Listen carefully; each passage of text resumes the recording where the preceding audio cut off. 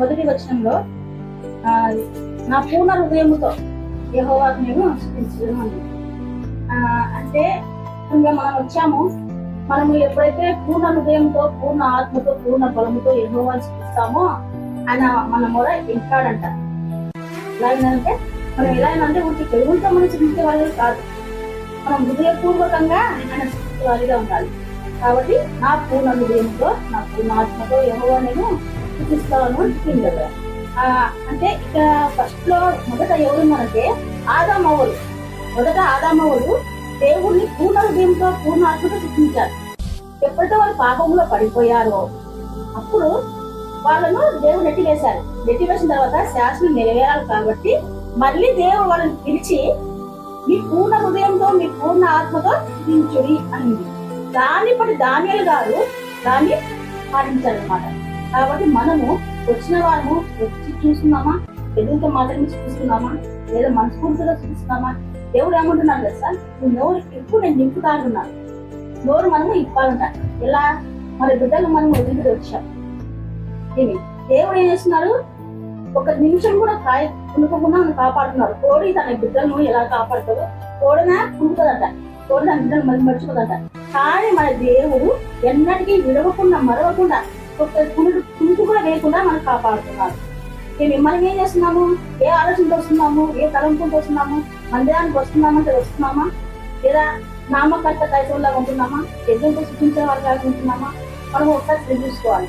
కాబట్టి యెహోవా దేవుడు ఏమంటున్నాడంటే నీ పూర్ణ హృదయంతో, పూర్ణ ఆత్మతో, పూర్ణ మనసుతో నువ్వు స్థించు, నువ్వు అడుగుని ఇస్తా అంటున్నాడు.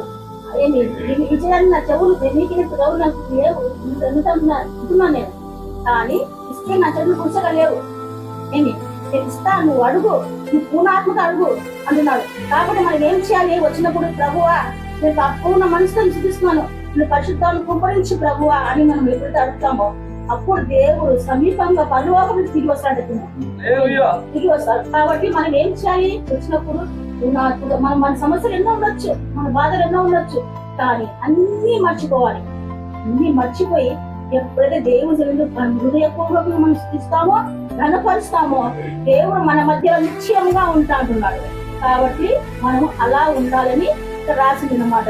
ఇక్కడ కీర్తించుడి, వివరించదను అని ఉంది కదా 2వ వచనంలో, అద్భుత కార్యములన్నిటినీ నేను వివరించదను, మహోన్నతుడా నేను నిన్ను గూర్చి సంతోషించి హర్షిస్తున్నాను. అంటే ఇక్కడ ఏమి వివరించాలి?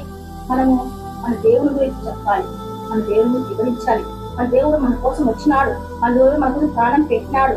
కాబట్టి ఆయనను మనము ఘనపరచాలి, స్తుతించే వారిగా ఉండాలి. మనం ఎలా ఉంటున్నాము? పెదవులు స్థుతిస్తున్నాము కానీ నామముకు వస్తున్నాము, మనశ్శాంతి లేదు, మనకు ఎన్నో సమస్యలు, బాధలు నీరని చెప్పేసి కాల్చేసి వెళ్ళిపోతున్నాం. అలా కాకుండా ఆయన కార్యం నీ పట్ల ఏం జరిగించాడు, నీ పట్ల ఏం జరిగించాడు అని మనము దాని గురించి వివరించాలి.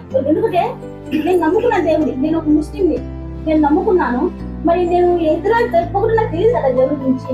కాబట్టి ఆయన ప్రేమ అయినటువంటిది, ఆయనలో ఉంటే మనం ఎలా ఉండగలుగుతాం, సంతోషంగా ఎలా ఉండగలుగుతాం అనేది మనం వారికి వివరించాలి. ఎప్పుడైతే వివరిస్తామో వాళ్ళు విశ్వసిస్తారు. అప్పుడు వాళ్ళు పూర్ణ ఆత్మతో, పూర్ణ హృదయముతో దేవుని స్థుతిస్తారు.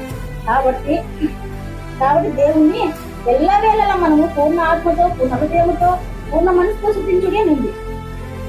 తర్వాత 10వ వచనములో, యెహోవా నిన్ను ఆశ్రయించు వారిని నీవు విడిచిపెట్టువాడు కావున నీ నామం ఎరిగిన వారు నిన్ను నమ్ముకుంటారు. అంటే ఏమని ఎప్పటికి ఆయనకు మనం ఎప్పుడైతే ఆయన దగ్గర పాదకులు వచ్చి ఉంటామో ఆయన ఎన్నటికీ మనం ఇవ్వంట. ఆ నామాన్ని మనం ఎరిగి ఉంటే ఆయన విడిచిపెట్టేవాడు కాదంట. కాబట్టి ఆ నామంను మనం కీర్తించాలి, స్థుతించాలి, ఘనపరచాలి. అలా మనం ఉండాలి. ఒక క్రైస్తవ బిడ్డలం అంటే నోట్లో వచ్చేవారిగా పెరవారు కాకుండా ఆయన నామాన్ని కీర్తించి, ఆయన నామాన్ని వివరించి, ఇది జరిగింది, ఇది యేసు ప్రభు వారు మన కోసం వచ్చాడు, ప్రాణం పెట్టారు అనే విధంగా మనం ఇప్పుడు వివరిస్తామో అప్పుడు అన్యజనులు వింటారు, నమ్ముతారు, విశ్వసిస్తారు. కాబట్టి దేవుడి వాక్యం జీవించారు.